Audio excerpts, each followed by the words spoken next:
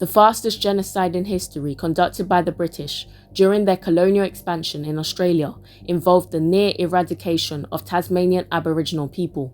Officially called the Black War, British colonists fought against the Aboriginal Tasmanians who resisted their encounters on the land, but unfortunately lost the war, with the remaining survivors relocated to an internment facility called the Wybalenna Aboriginal Mission.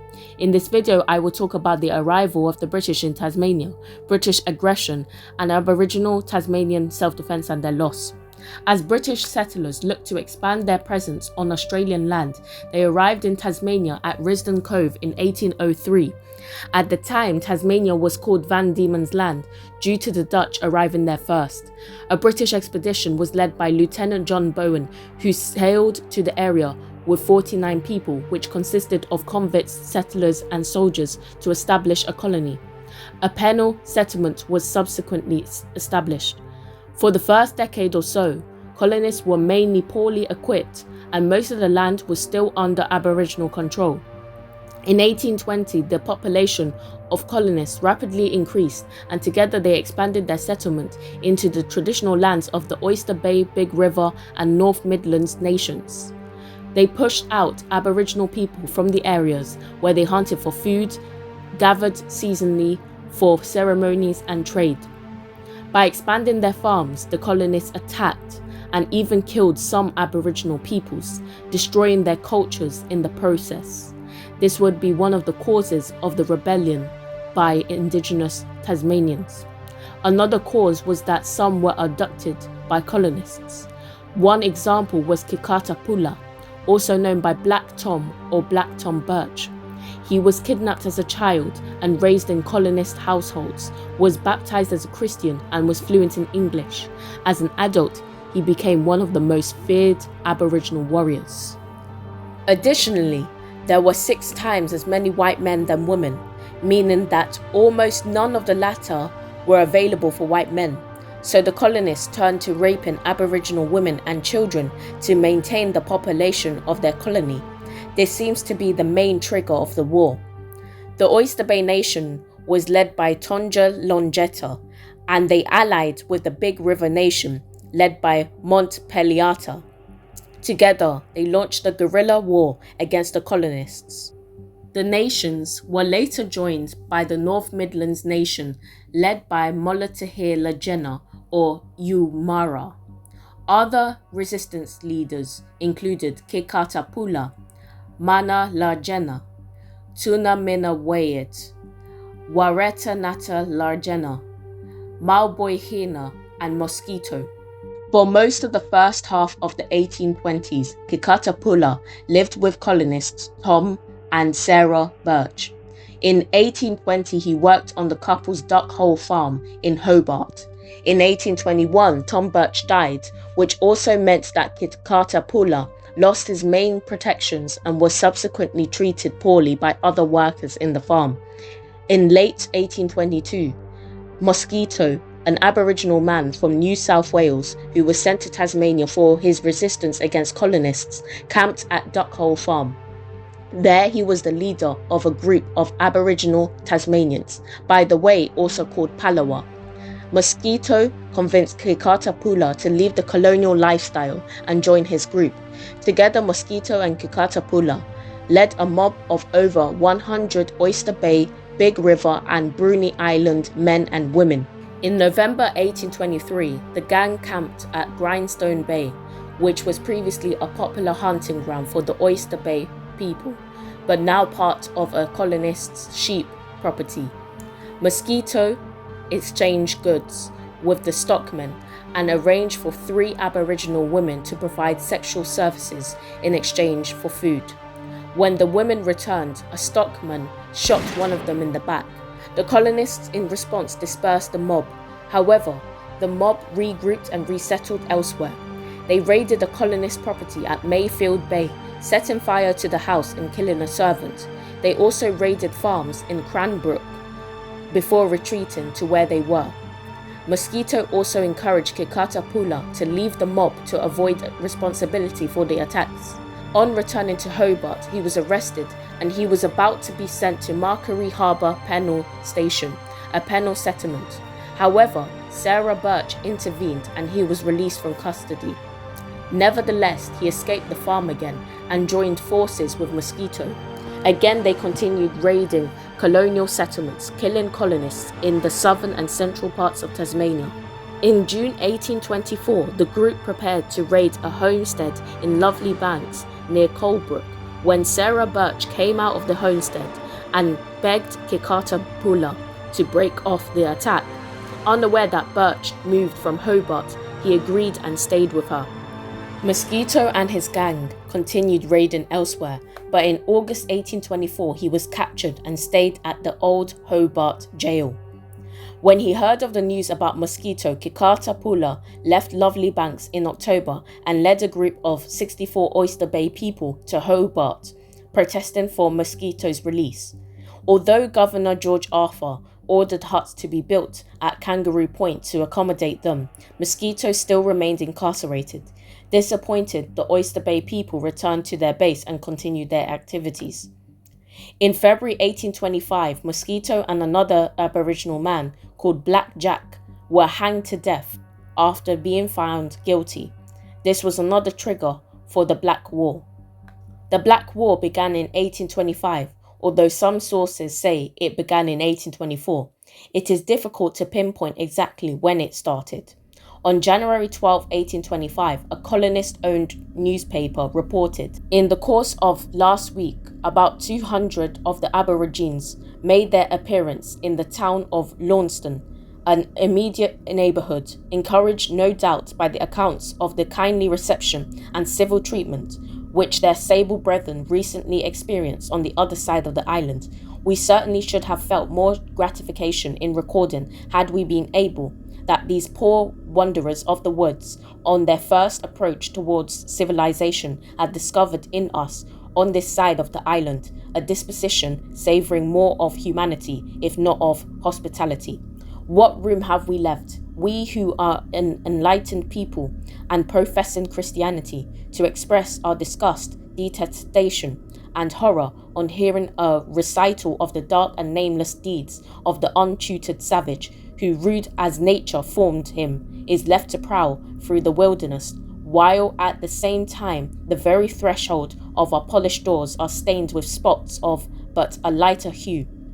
Even on their way hither, these defenceless creatures, for they came unarmed, were wantonly and maliciously fired at by some of the settlers in the vicinity of Patterson's Plains, and as if that was not enough for ever to forbid them peeping out from beneath the shelter afforded them by nature, scarcely had they been in and left town again, before one of their women in the immediate vicinity of it was used in a manner which for brutality beggars description. We are happy, however, in being able to state that it is the firm determination of His Honour the Lieutenant Governor, who unfortunately for the ends of justice was in town at the time, to punish those wretches, whose minds must have been beneath that of the brute creation, with the utmost severity the law can inflict.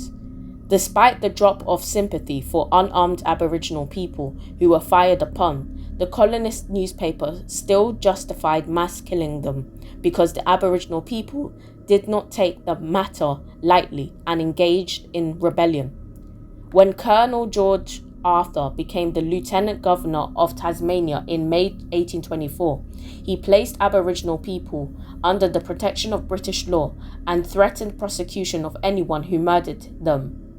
For over the first 2 years, he initially believed in treating the indigenous resistance fighters as criminals and using the courts to punish them after they were caught.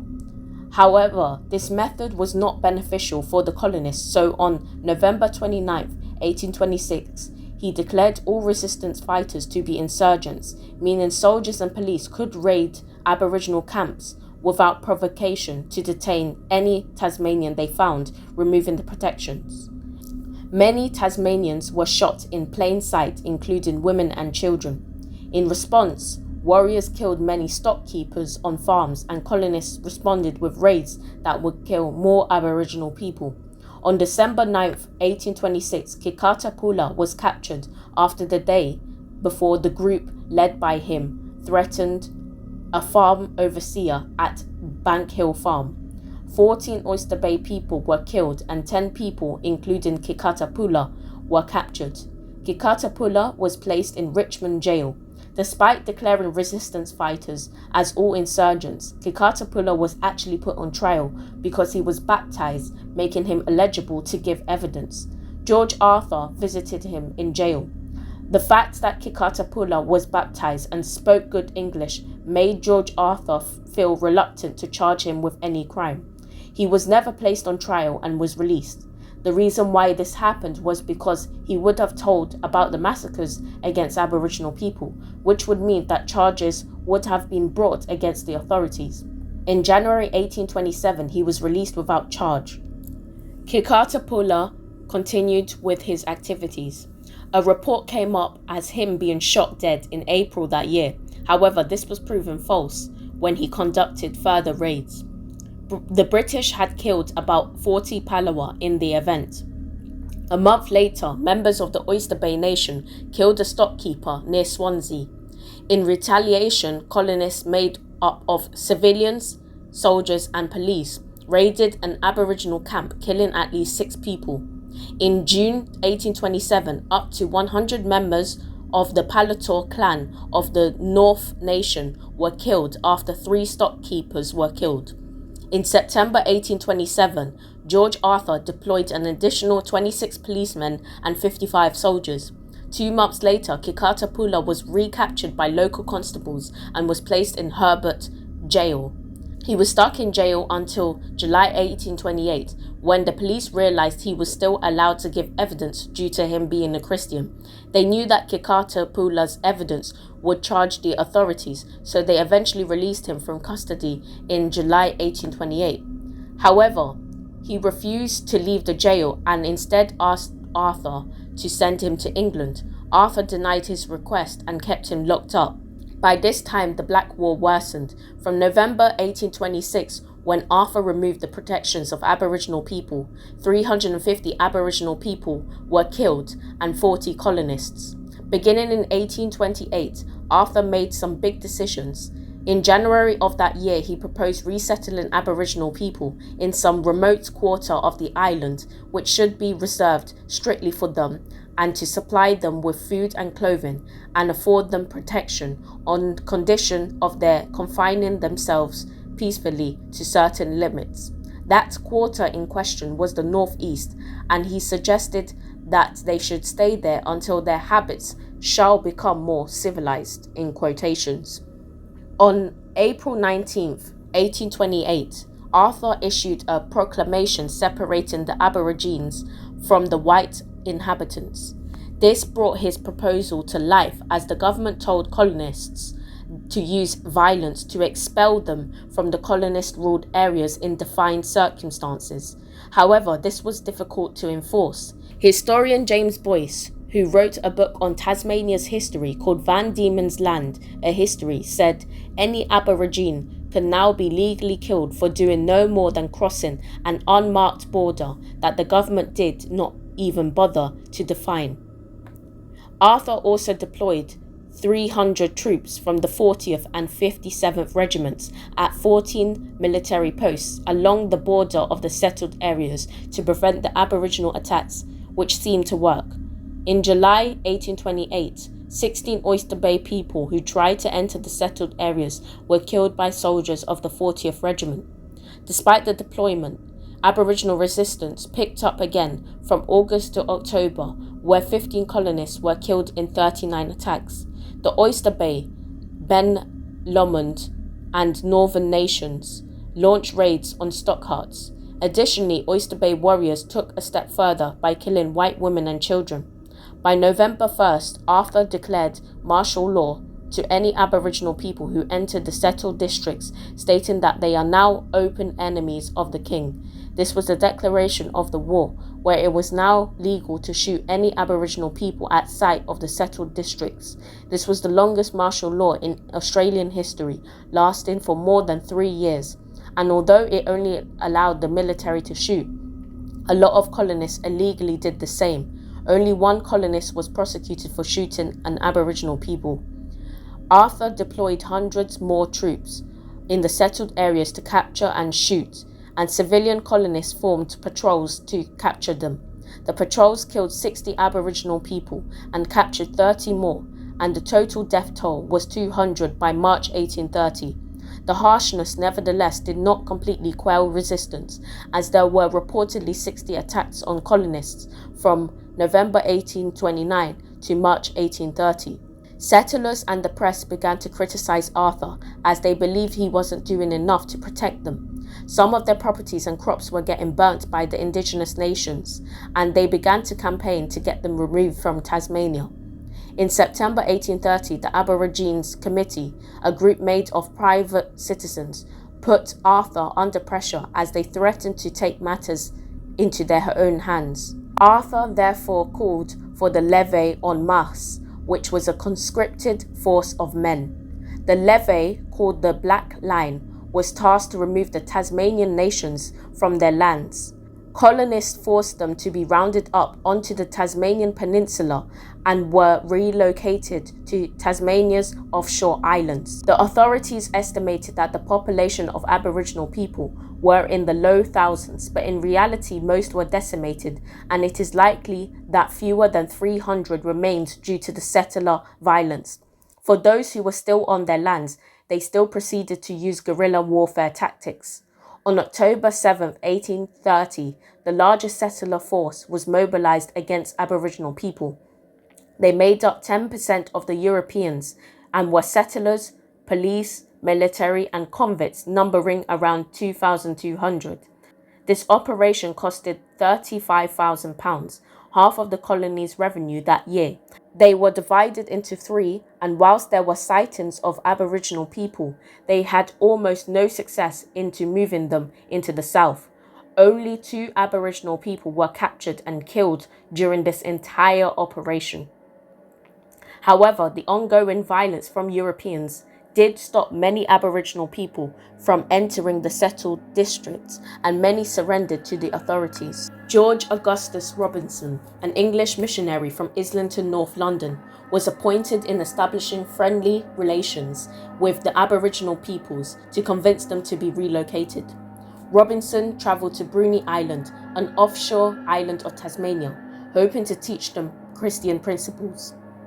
He wanted to build a village with huts, a school, and potato ground, hoping they would adopt European customs and their children would learn the trades. The language of the settlement would be English. However, he realized in order to do this, he had to familiarize himself with Aboriginal customs and languages. His tactics were successful in convincing many of them to relocate to Wybalenna, near Flinders Island. This event is called the Friendly Mission. He then promised them that they would return back to their lands sometime, but this never happened. The Aboriginal settlement of Wybalenna was established in 1834, housing 200 Aboriginal people. However, the settlement was not adequate for them, and due to the poor conditions, malnourishment and disease, most died, and by 1847, only 47 of them remained. They then relocated to Oyster Cove, South Hobart in the Tasmanian mainland, although a few remained in Flinders Island. The Wybalenna site was abandoned and fell into disrepair. The 100 plus graves in the Aboriginal cemetery were neglected. Furthermore, the landowner of Wybalenna, Robert Gardner, decided to dig up a lot of the graves after he was commissioned to supply some of the Palawa skeletons to professional collector Morton Alport. These included the remains of Manapaka Name, Lucy, Traubunna, and Victoria Lane, the sister of William Lane, who was described as the last full-blooded Palawa. In the 1970s, local Aboriginal residents, most of whom were descendants of sealers' Aboriginal wives. A sealer is a person who hunts seals, who had remained in the area, established Flinders Island Aboriginal Association, which recognized the Wybalenna site. Attention of the site was brought to nationally after the release of the 1992 documentary Black Man's Houses, directed by Steve Thomas, which mapped most of the graves of the Palawa buried there. On February 28, 1999, after years of campaigning, the Premier of Tasmania came to Flinders Island and announced to the community that Wybalenna was to be placed under the management of the Flinders Island Aboriginal Association, and that a bill called the Wybalenna Amendment Bill was to be introduced to the next session of Parliament. He also said, "What happened should have never occurred. The governments are the direct successors of the colonial governors of the 1830s. We have responsibility where we can to do what we can to rectify past injustices." This brought the Aboriginal Lands Act 1995 to life, which is returning of land to Aboriginal people through the Aboriginal Land Council of Tasmania, with management vested in the Flinders Island Aboriginal Association Incorporated. Today, Aboriginal people constitute 4.2% of Tasmania's population, and many of them are mixed, which is possibly how they were able to repopulate. But this history cannot be forgotten, as the Palawa were ethnically cleansed in the quickest way possible. Thank you for watching this video, and I hope you enjoyed it.